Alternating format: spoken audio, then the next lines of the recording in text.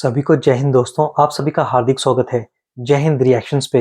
आशा करता हूँ कि आप सभी लोग बहुत अच्छे होंगे। तो आज हम आपके लिए एक लेटेस्ट और एक इम्पोर्टेंट वीडियो लेकर आए जिसमें आप देखेंगे कि फिर से एक बार भारत और पाकिस्तान के बीच में जंग के बादल मंडरा रहे हैं, जिसे लेके चीमा काफी घबराया हुआ है और भारतीय जनरल ने सीधे सीधे पाकिस्तान को धमकी दी है कि अब जब जंग होगी तो वो काफी लंबी चलेगी, जिसे लेके पाकिस्तान में काफी ज्यादा हड़कंप मचा हुआ है। तो इस वीडियो में आप देखेंगे पाकिस्तानी एनालिस्ट चीमा को, जिनकी स्पेशल गेस्ट होंगी मशहूर पत्रकार आरजू कासमी, जिनको भारत में बहुत ज्यादा पसंद किया जाता है, और ये दोनों मिलकर बात करेंगे हमारे प्यारे देश भारत के बारे में। तो ये वीडियो काफी इंटरेस्टिंग होगी, आपको बहुत कुछ जानने को मिलेगा और मजा आएगा। तो इसे अंत तक देखें और चैनल पे नहीं है तो चैनल को सब्सक्राइब कर दें। जय हिंद, जय भारत। पहले तो आपके वक्त का बहुत शुक्रिया। बहुत शुक्रिया सर कि आपने इनवाइट किया। Thank you so much. Thank you madam. Madam, 2-3 topic आज आपसे डिस्कस करने हैं। एक तो इंडिया के एक जनरल साहब हैं, उन्होंने हाल ही में एक जगह पे खिताब करते हुए कहा कि उनका नाम है जनरल मनोज कुमार कटियार साहब, आर्मी कमांडर हैं वेस्टर्न कमांड के। उन्होंने कहा पाकिस्तान ने मिस एडवेंचर की, प्रोवोकेशन की, तो जवाब उससे भी सख्त होगा। तो द पॉइंट इज कि ये जो डेली बेस के ऊपर प्रोवोकेशन आ रही है, अगले दिन इंडियन आर्मी चीफ भी यही कह रहे थे, अब इंडिया के ये जनरल साहब भी ये कह रहे हैं, तो मतलब आपको क्या लगता है कि जंक्शन के दोबारा चांसेस है? मैं अगर वो जनरल साहब की वीडियो लगा दूं, आप उसको देख लें, तो you will be in a better position to maybe explain. ये मैं अगर 1 सेकंड बस सुना दूं आपको। हमारी लीडरशिप ने भी कहा है और मैं उसको दोहराना चाहता हूं कि इस बार अगर दुश्मन कोई गलत काम करता है, कोई दुस्साहस करता है, तो उसका जवाब पहले से बहुत ज्यादा होगा और ये तैयारी उसी के लिए है, उसी जवाब के लिए है। जी, तो मैडम आपने सुना, क्या कहेंगी? तो सर एक बात, सबसे पहली बात तो ये कि जब वो दुश्मन वर्ड यूज करते हैं तो आप सीधा सीधा पाकिस्तान क्यों समझ लेते हैं? इसका मतलब है कि आपकी अपनी मतलब दाल में कुछ काला है, कि आपको लगता है कि अगर दुश्मन बोला गया है तो पाकिस्तान को ही कहा गया है। उनके दुश्मन और भी कोई हो सकते हैं, वो चाइना को भी कह सकते हैं, जो ज्यादातर हमारे भारतीय दोस्त, अगर हम उनसे बात करें और कहें कि जी आप लोग इतने हथियार ले रहे हैं, इतना आप वेपन्स के ऊपर इतना इन्वेस्टमेंट कर रहे हैं, तो वो कहते हैं जी हम पाकिस्तान के लिए नहीं, हमारा दुश्मन तो चाइना है, पाकिस्तान को तो हम वैसे ही खाते में नहीं लाते। इस किस्म की बात है। लेकिन जाहिर है कि कई बार शिकायत तो हमसे हुई है भारत को, और खाते में नहीं लाते, उसी की तसल्लियां दे रहे हैं पिछले 1.5-6 महीने से। जिसको खाते में नहीं लाते उसी से जहाज गिरवा बैठे हैं, और अमेरिकी कांग्रेस ने भी कह दिया पाकिस्तान की मिलिट्री सक्सेस।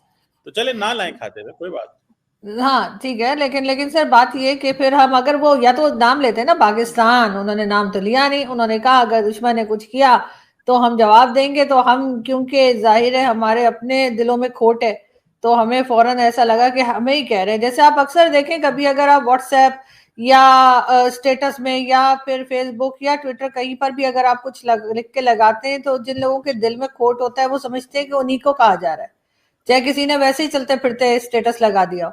लेकिन जाहिर है जिन लोगों के साथ आपका एक इशू रहा होता है या उन्होंने आपके साथ कुछ गलत किया होता है, तो वो समझते हैं कि शायद हमें कह रहे हैं, जबकि हो सकता है किसी ने वैसे ही स्टेटस लगाया हो। तो इसी तरीके से सर, मैं ये नहीं कह रही कि भारत के पाकिस्तान को दुश्मन नहीं समझते होंगे, लेकिन फिर भी हर जगह पर अगर आप ये समझेंगे कि हमें ही कह रहे हैं तो वो भी गलत है। लेकिन उसी के साथ साथ आपने अगर बहुत पहले जब ये सिलसिला शुरू हुआ था टेररिज्म वाला, और बार बार भारत कह रहा था, एक बार नहीं कई बार उन्होंने कहा, डोजियर भी भेजे, बहुत बहुत कुछ कहा उन्होंने, कई बार पाकिस्तान से रिक्वेस्ट की, लेकिन पाकिस्तान ने हर बार यही कहा कि नहीं नहीं जी हमारे यहाँ से तो कुछ नहीं है, ये तो आप खुद ही कर रहे हैं। तो सर अगर बार बार हम ऐसे करेंगे और दूसरे का नुकसान होता रहेगा, वही सेम चीज जो हम अफगानिस्तान को कह रहे हैं कि अफगानिस्तान की गवर्नमेंट जो है वो अपने यहाँ जमीन इस्तेमाल ना होने दे, अपने यहाँ गवर्नमेंट को नहीं कह रहे हम, लेकिन हम टीटीपी को कह रहे हैं।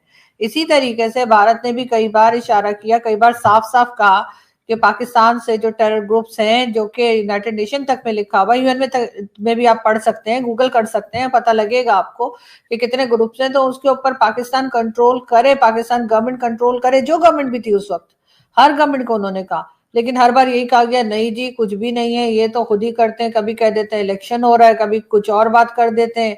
तो यही चीज करते करते अब वो उस जगह पर आ गए कि भाई अगर कोई करेगा अगर ऐसा, तो फिर जवाब दिया जाएगा। तो अब अगर इसी तरीके का जवाब होगा तो फिर क्या किया जाए सर? हम लोगों को बहुत सीरियसली काम करना चाहिए, और वैसे अगर पाकिस्तान की स्टेट चाहे तो इन लोगों को काबू कर सकती है। अब देखे ना वो कहाँ गए टीएलपी वाले, कैसे काबू किया? क्योंकि इनके सर पे फट रहे थे, इन्हीं के सर पे लड़ रहे थे और इन्हीं को नुकसान पहुंचा रहे थे। तो उनके जो लीडर्स थे, जो हेड थे, साद रिजवी वगैरह, उनको गायब कर दिया, आज तक नहीं पता कहाँ गए। और उनके साथ सारे ही लोग उनके जो है वो चुप करके बैठ गए, सारे उनके बैंक अकाउंट सील कर दिए, जो कुछ करना था, जो ऐसे लोगों के साथ ये यूजुअली करते हैं कंट्रोल करने के लिए। तो अगर ये टीएलपी जैसे लोगों को कंट्रोल कर सकते हैं, और कुछ ही दिनों में आपने देखा कि उनका नामो निशान ही मिट गया कि कहाँ गए भाई, सबको पकड़ धकड़ के बंद कर दिया। तो ये बाकी के लोगों को क्यों, जो भारत में ऐसा कर रहे हैं या इस तरह की हरकतें, क्रॉस बॉर्डर टेररिज्म जो बार बार कही जाती है डॉक्टर जयशंकर वगैरह की तरफ से, तो उसको भी अगर ये कंट्रोल करने की कोशिश करें तो उसमें सर फायदा पाकिस्तान का ही है। भारत का इतना फायदा, उनके चले जो गड़बड़ हो रही है या कुछ लोगों की जाने जा रही है वो बच जाएंगे, लेकिन हमारा तो सर, हमारी रेपुटेशन ठीक हो जाएगी, हमारे यहाँ ट्रेड दोबारा खुल जाएगा, हमारे यहाँ लोग हमारे पर भरोसा करने लगेंगे।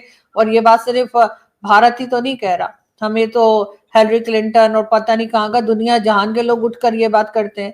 तो हमारे यहाँ बहुत सी चीजें सही हो जाएंगी, और यकीन करें आप लोग अगर ट्राई करें इन चीजों को कंट्रोल करने की, तो उसमें भारत से ज्यादा फायदा पाकिस्तान का है। अगर हम टेररिज्म रोक दें, हमारे लोगों के पासपोर्ट की इज्जत हो जाएगी, हमारी रेपुटेशन ठीक हो जाएगी, हमें लोग शक की नजर से नहीं देखेंगे। सर आपको आपको छोड़ के सर, आप पे सारी जिंदगी लोगों को शक रहेगा, लेकिन सर बाकी लोगों की बात कर रही हूँ कि लोगों की जो है वो रेपुटेशन ठीक हो जाएगी। तो सर क्या हर्ज है अगर ऐसे ऐसे लोगों को हम अगर खुद ही अरेस्ट करके और सजाएं दें?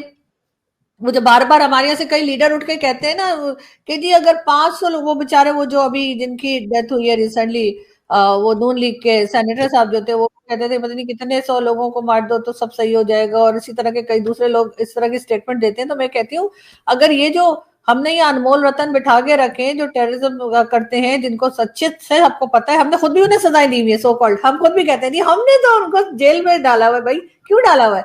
तो अगर जेल में डालने के बजाय या हाउस अरेस्ट करने के बजाय उन 2-4 को अगर हम फांसी लटका दें तो सर बहुत सौ का भला हो जाएगा।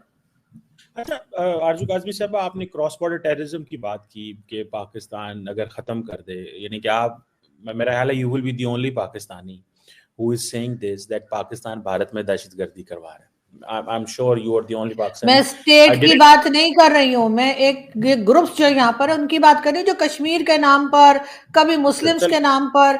और ये बात तो सर वो यूट्यूब वगैरह पे हाफिज सईद वगैरह की स्टेटमेंट्स भी मौजूद है, और जनरल परवेज मुशर्रफ ने भी कहा था कि हमने मिलिटेंट्स तैयार किए कश्मीर के लिए, हमने मिलिटेंट्स तैयार किए गजा के लिए, तो सर फलस्तीन के लिए, तो सर हम कैसे मना कर दें? और मैं अकेली पाकिस्तानी नहीं हूँ, और भी लोग हैं सर जो ऐसी बातें करते होंगे यकीनन, इसमें थोड़ा सा। चीमा, जब भी मैं तेरी शक्ल देखता हूँ ना तो मुझे ऐसा बिल्कुल नहीं लगता कि दाल में कुछ काला है। मुझे ऐसा लगता है चीमा हलवाई की पूरी दाल ही काली है। और चीमा, मैं तुझे इस बार बता रहा हूँ कि भारत का जवाब सख्त नहीं होगा। भारत का जवाब ऐसा होगा कि पाकिस्तान की आने वाली पुश्तें याद रखेंगी। पाकिस्तान को ना सिर्फ भारत बहुत ज्यादा मार लगाने वाला है, बल्कि इस बार हो सकता है कि पाकिस्तान के टुकड़े भी हो जाएं। बात ये सर के जो माजी होता है ना आपका, जो आपका पास्ट होता है, उसी को देखकर लोग आपके प्रेजेंट को भी जज करते हैं। अब ठीक है, मैं मानती हूँ पहलगाम का जो है वो हमारे यहाँ इतना ज्यादा कुछ पता नहीं लगा, और ना ही पाकिस्तान का उस तरह से भारत ने जो है वो कुछ सबूत दिया या कह लीजिए कि कुछ प्रूव हो सका। लेकिन सर क्या मुंबई अटैक का भी यही था?